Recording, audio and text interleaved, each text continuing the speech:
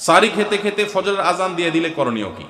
সাহারি খেতে খেতে যদি ফজরের আজান দিয়ে দেয় এবং ওয়াক্ত হয়ে গেছে, ওয়াক্ত মতোই আজান দেওয়া হয়েছে, আজান দেওয়া হয়েছে তার মানে ওয়াক্ত হয়ে গেছে, তখন আপনি খাচ্ছেন, তাহলে সেই রোজা আপনাকে আবার রাখতে হবে, এই রোজা হয় নাই। কারণ সাহারি খেতে হবে ফজরের ওয়াক্ত হওয়ার আগে আগে। ফজরের ওয়াক্ত শুরু হয়ে গেছে, তখনও আপনি খাওয়াতেই আছেন এবং গিলেছেন, তাহলে আপনার রোজা হবে না। যদি এমন হয় যে ওয়াক্ত হচ্ছে তার আগ মুহূর্তে খেয়েছেন, এখন মুখে খাবার আছে, খান নাই, নিয়েছেন খাওয়ার জন্য, বাকি ওয়াক্ত হয়েছে বা আজান হয়েছে দেখে আপনি ফেলে দিয়েছেন, তাহলে রোজা হতে পারে।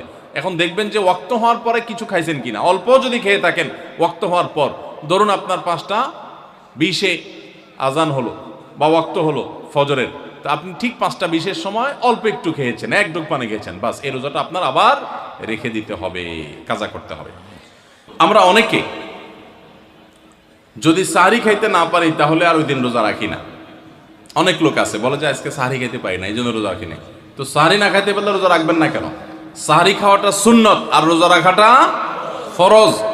আপনার সুন্নত ছুটে গেছে, কোনো অসুবিধা নেই, সাহারি না খেলে রোজার কোনো অসুবিধা নাই।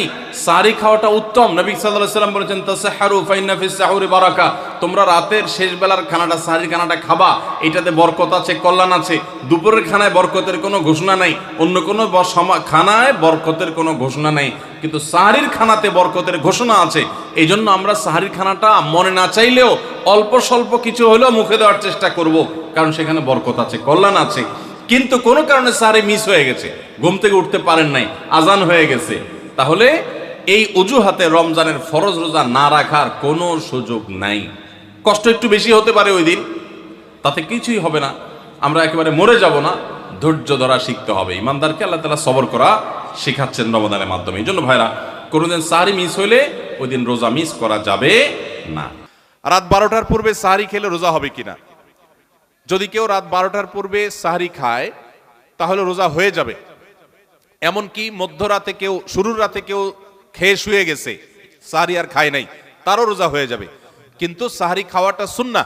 নবী করিম সাল্লাল্লাহু আলাইহি ওয়াসাল্লাম বলেছেন তাসাহহারু ফাইন্না ফিস সাহুরি বারাকা, তোমরা সাহারি খাও, কারণ সাহারির খাবারের ভিতরে বরকত আছে। অনেক মুরব্বীরা আছেন দুপুর রাতে সাহারি খেয়ে ফেলে, গ্রামাঞ্চলে বিশেষ করে। এটা উচিত না। সাহারিটা শেষের দিকে খাওয়া সুন্নাত। সাহারি খাওয়া শেষ হবে আর ফজরের আজান, এই দুইটার মাঝখানে 50টা আয়াত তেলাওয়াতের মতো সময় থাকবে, এটা হলো সুন্নাহ। অতএব সাহারিটা দেরিতে খাওয়া ভালো। কিন্তু যদি কেউ আগে খেয়ে ফেলে, রাত 12টার আগে খেয়ে ফেলে, রোজা হয়ে যাবে, সুন্নতের খেলাফ হবে।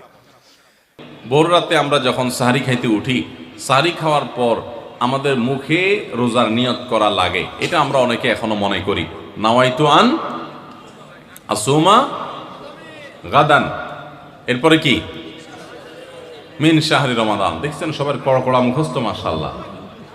হ্যাঁ, মাসনুন দোয়ার কথা যদি জিজ্ঞাসা করি তাহলে অনেকেই বলতে পারবেন না, কিন্তু যে দোয়ার কোনো ভিত্তি কোরআন হাদিসে কোথাও নাই, ওইটা সবার মুখস্থ। নকলটা সবার মুখস্থ, আসলটার খবর নাই। রমজান মাসে বা রমজানের বাইরে কোনো সময় রোজার নিয়ত মুখে উচ্চারণ করা, এই যে নাওয়াইতু আন আসুমা গাদান মিন শাহরি রমাদান, আরো কি কি আছে, এরকম কোনো দোয়া পড়ার কথা কোরআন কিংবা হাদিসে কোনো নির্দেশ আমাদেরকে দেওয়া হয় নাই। আপনি সাহারি খাইতে উঠছেন কি জন্য? রোজা রাখার জন্য। রমজান রোজা রাখার উদ্দেশ্যে সাহারি খাইতে উঠছেন, বাস এটাই নিয়ত। নিয়ত মানে মনের উদ্দেশ্য। নিয়ত মানে কি? মনের উদ্দেশ্য। অতএব সে উদ্দেশ্য আছে, তাতে নিয়ত হয়ে গেছে। মুখের নিয়ত করাটাকে যারা জরুরি বা আবশ্যক মনে করেন তারা অবশ্যই ভুলের মধ্যে আছেন, এবং এটাকে জরুরি আবশ্যক বানানোর কারণে বেদাত হতে পারে, বরং গুনাহ হতে পারে। রমাদান কেন্দ্রিক একটা ছোট ভুল বলা যেতে পারে যে এই মুখে নাওয়াইতু আন আসুমা দোয়া পড়াটাকে আমরা জরুরি মনে করি। অনেক ক্যালেন্ডার ইত্যাদি দেখবেন এরকম, রমজানের ক্যালেন্ডার, ইফতার সাহারির ক্যালেন্ডার, ওখানে দেখবেন এরকম দোয়া দেওয়া আছে। এই দোয়ার কোনো ভিত্তি কোরআন অথবা হাদিসে নাই। নকল জিনিস বোঝার একটা সহজ পদ্ধতি বলি, এই যে দোয়া আছে নাওয়াইতু আন আসুমা গাদান, এই দোয়ার শেষে হাদিসের কিতাবের নাম, বইয়ের নাম, হাদিস নম্বর, কোনো রেফারেন্স দেখবেন না। বুঝতে পেরেছেন? এটা হলো মেড ইন জিনজিরা জিনিস আইটেম যেরকম দেখেন না, ওই রকম। আমরা বেশিরভাগ মানুষ, শতকরা হয়তো 90%-এরও বেশি মানুষ, আমরা যারা রোজা রাখি, আমরা শুধুমাত্র পেটের রোজা করি। রোজাটা শুধু পেটের না ভাই, রোজাটা পুরো বডির, রোজাটা পুরো শরীরের, মাথা থেকে পা পর্যন্ত শরীরের প্রত্যেকটা অঙ্গের রোজা আছে। আমরা শুধু পান বা আহার থেকে, যৌনাচার থেকে বিরত থাকাটাকে রোজা মনে করি। আপনি চোখ দিয়ে মোবাইলে হারাম জিনিস দেখলেন, যেই মেয়েকে দেখা আপনার জন্য অ্যালাউড না, আপনি তার ছবি দেখলেন, ভিডিও দেখলেন, সেটা নাটকের নামে, সিনেমার নামে, কোনো ভিডিওতে, কোনো শর্ট ভিডিওতে, টিকটকে, কোনো জায়গায় আপনি দেখলেন, আপনি অনলাইনে অফলাইনে দেখলেন, তাহলে আপনার চোখের রোজা নষ্ট হলো। আপনার হাতের রোজা নষ্ট হবে যদি হাত দিয়ে কোনো গুনাহের কাজ করেন। পাও দিয়ে যদি কোনো অন্যায়ের পথে যান, পায়ের রোজা নষ্ট হবে। কান দিয়ে যদি আপনি মিউজিক শুনেন, আপনি গান শুনেন মিউজিক সহ, আপনি হারাম কিছু শুনেন, গীবত শিকায়াত শুনেন, তাহলে সেক্ষেত্রে কানের রোজা নষ্ট হবে।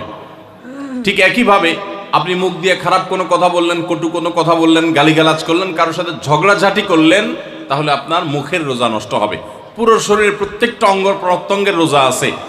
আমাদের রোজার দুইটা দিক, একটা হলো রোজার বডি, একটা হলো রোজার স্ট্রাকচার, আর একটা রোজার ফিনিশিং। স্ট্রাকচারটা দাঁড়াবে আপনি সবে সাদেক থেকে নিয়ে, সাহারি থেকে নিয়ে ইফতারি পর্যন্ত আপনি কিছু পান করলেন না, আহার করলেন না, এবং যৌনাচার থেকে বিরত থাকলেন, বৈধ সেটা থেকেও বিরত থাকলেন, তাহলে আপনার রোজার স্ট্রাকচারটা দাঁড়িয়ে গেল। কিন্তু এই রোজা বা সিয়ামের ফিনিশিংটা হবে তখন যখন আপনার মাথা থেকে পাওয়া পর্যন্ত শরীরের প্রত্যেকটা অঙ্গ প্রত্যঙ্গের রোজা রাখবেন। শরীরের প্রত্যেকটা অঙ্গ প্রত্যঙ্গকে যখন আপনি গুনাহ থেকে বাঁচাবেন, তখন আপনার রোজাটা পূর্ণতা পাবে। নবী করিম সাল্লাল্লাহু আলাইহি সাল্লাম বলেছেন, বুখারীর হাদিস, মাল্লাম ইয়াদা কাওলা যুরি ওয়াল আমাল বি ওয়াল জাহল ফালাইসা লিল্লাহি হাজা আন ইয়াদা তাআমাহু ওয়া শারাবা। যে ব্যক্তি রোজা রেখে মিথ্যা কথা বাদ দিল না, রোজা রাখছে আবার মিথ্যা কথা বলে, আবার যে ব্যক্তি মিথ্যা কাজ, প্রতারণা, 2 নম্বরে এই সমস্ত বাদ দিল না রোজা রেখে, যে ব্যক্তি মূর্খতা সুলভ কাজ করলো, এই ব্যক্তি রোজা রাখে উপবাস থাকায় আল্লাহর কোনো ঠেকা পড়ে নাই, অর্থাৎ তার নিজের কোনো লাভ হয় না, তাহলে এটা উপোস থাকা ছাড়া আর কি।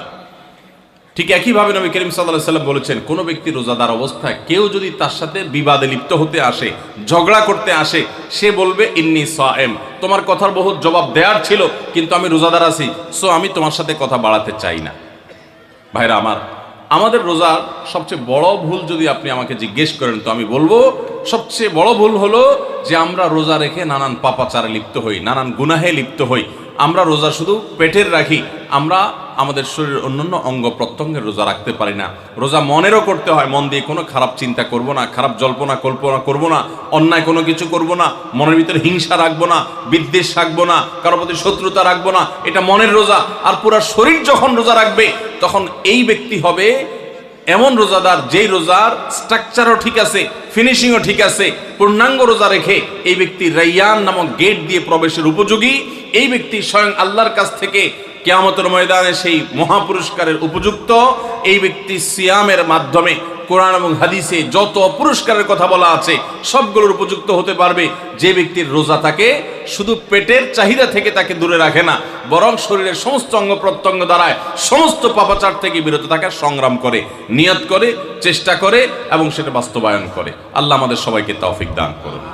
সারি ও ইফতারে কোনো দোয়া আছে কিনা?